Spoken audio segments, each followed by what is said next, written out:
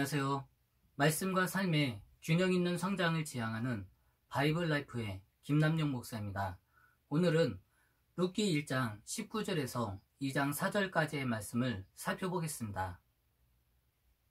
룻기는 4장으로 구성된 짧은 책입니다. 그런데 그 안에는 다양한 인물과 사건들로 구성되어 있어서 마치 한 편의 드라마를 보는 것 같은 느낌을 줍니다. 그래서 독일의 대문호인 괴테는 룻기를 가리켜서 구약에서 가장 아름답고 완벽한 단편이라고 평가했습니다.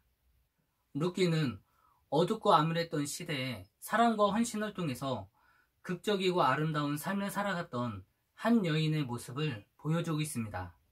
그래서 우리의 삶이 때로는 힘들고 어려움 가운데 놓여 있지만 하나님께서 선하고 아름답게 우리의 삶을 빚어 가신다는 것을 보여주고 있습니다.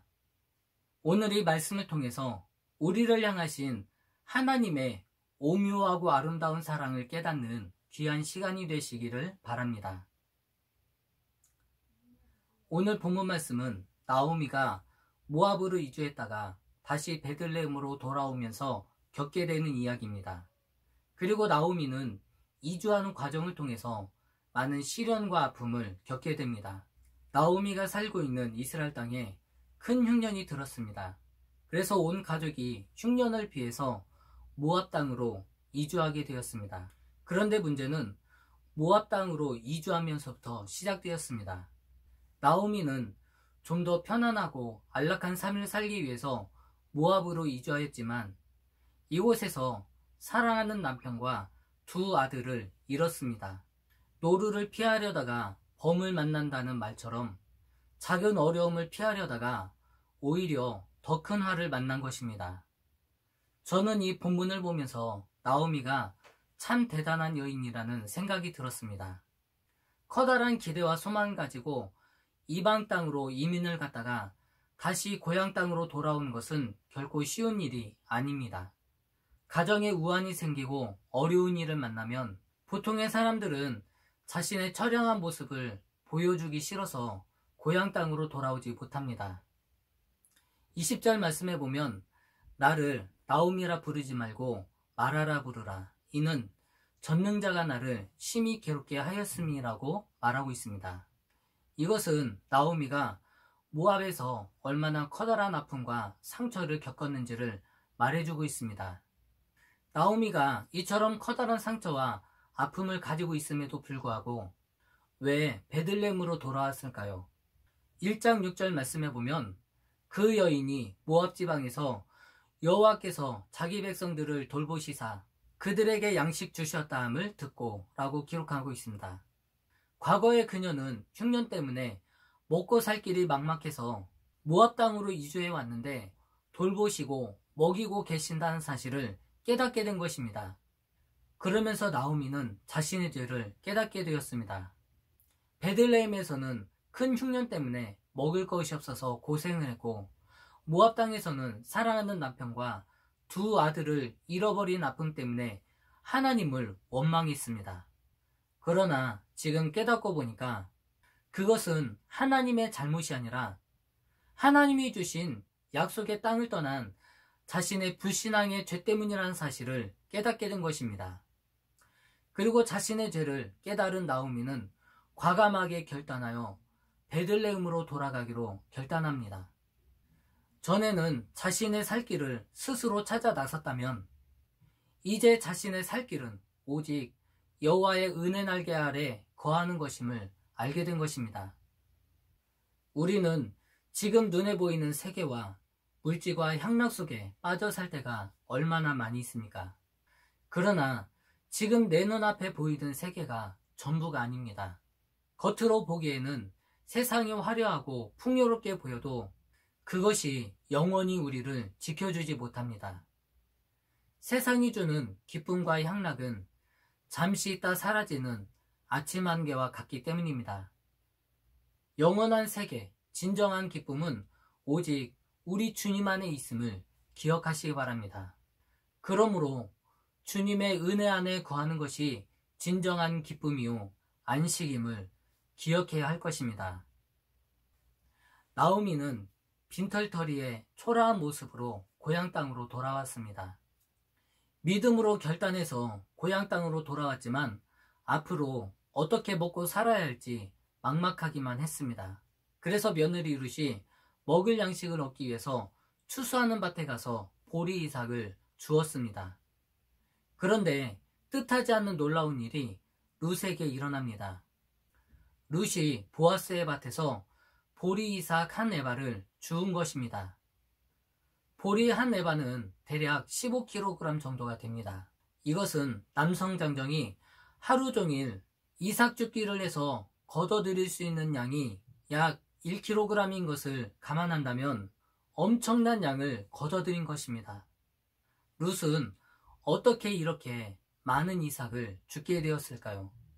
3절 말씀에 보면 룻이 베는 자를 따라 우연히 엘리멜렉의 친족 보아스에게 속한 밭에 이르렀다고 말씀하고 있습니다. 그리고 4절 말씀에서는 마침 보아스가 베들레헴에서부터 와서 라고 기록합니다. 이것을 풀어보면 룻은 아무런 계획 없이 우연히 보리 베는 자를 만나게 되고 그를 따라서 어느 한 밭에 이르게 되었습니다. 그런데 놀랍게도 그 밭은 보아스의 밭이었고 그때 마침 보아스가 자신의 밭에 들르게 되면서 룻과 보아스의 운명적인 만남이 이루어지게 되었습니다. 그리고 룻은 그날 있었던 일을 시어머니에게 세세하게 이야기합니다. 한 에바나 되는 많은 곡식을 얻은 것도 놀라운 일이었지만 무엇보다도 나오미를 놀라게 한 것은 룻이 보아스를 만난 사건이었습니다. 나오미는 이 둘의 만남이 우연한 만남이 아니라 하나님의 놀라운 섭리와 계획 속에서 이루어진 만남이라고 생각했기 때문입니다. 그리고 순간 답답하고 막혀 있었던 시야가 열리면서 하나님께서 섭리 가운데 자신들을 돌보고 계신다는 사실을 확신하게 되었습니다. 사람들은 작고 소소한 일상의 삶을 우연이라고 말합니다. 그러나 성경은 그리스도인들의 삶의 아주 작은 부분이라 할지라도 결코 우연이라고 말하지 않습니다. 우리의 삶의 모든 것은 하나님께서 계획하신 섭리와 은총이며 필연적인 사건입니다. 룻이 보아스의 밭에서 추수하는 사람을 만난 것이 우연이었을까요? 그리고 룻이 그를 만나서 보아스의 밭으로 간 것이 우연이었을까요? 보아스가 하필이면 룻이 이삭을 줍던 날 그 시각에 자신의 밭에 들른 것이 정말 우연이었을까요? 그것은 결코 우연이 아니라 하나님의 섭리와 계획 가운데 일어난 필연적인 사건이었습니다. 하나님께서 자신의 죄를 자백하고 하나님의 날개 그늘 아래에서 평안히 쉬기를 원했던 한 가련한 여인을 긍휼히 여기시고 돌보아 주시는 세심한 사랑과 은혜를 살펴볼 수 있습니다. 나오미는 모압에서 모든 것을 다 잃어버린 후에야 하나님께서 자신의 백성들을 먹이신다는 사실을 깨닫고 다시 베들레헴으로 돌아왔습니다. 믿음으로 큰 결단을 내리고 베들레헴으로 돌아왔지만 이제 누군가가 자신을 거둬주지 않는다면 당장 먹고 살 길이 없었습니다. 그래서 룻은 보리 이삭을 줍기 위해서 나섰다가 우연히 밭 가는 자를 보게 되었고 그를 따라서 한 밭에 이르게 되었는데 그 밭이 보아스의 밭이었습니다. 성경은 이것을 우연이라고 표현하고 있지만 그것은 우연을 가장한 하나님의 필연적인 사건이었습니다. 자신의 불신앙의 죄를 깨닫고 믿음으로 결단하여 돌아온 나오미에게 하나님께서 은혜를 베풀어 주신 것입니다. 우리의 삶은 하나님의 섭리 가운데 있습니다. 그러므로 우리의 삶은 어떠한 요행이나 우연이 아니라 하나님의 계획하심과 섭리 가운데 이루어짐을 깨달아야 할 것입니다. 그러므로 하나님의 뜻이 무엇인지를 깨닫고 그 뜻을 이루기 위해서 최선을 다해서 믿음의 삶을 살아갈 수 있는 여러분이 되시기를 바랍니다.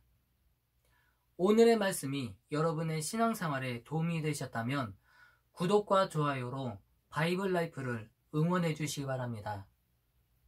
물이 바다를 덮음같이 여호와를 인정하는 것이 세상에 가득해지는 그날까지 바이블 라이프는 계속됩니다.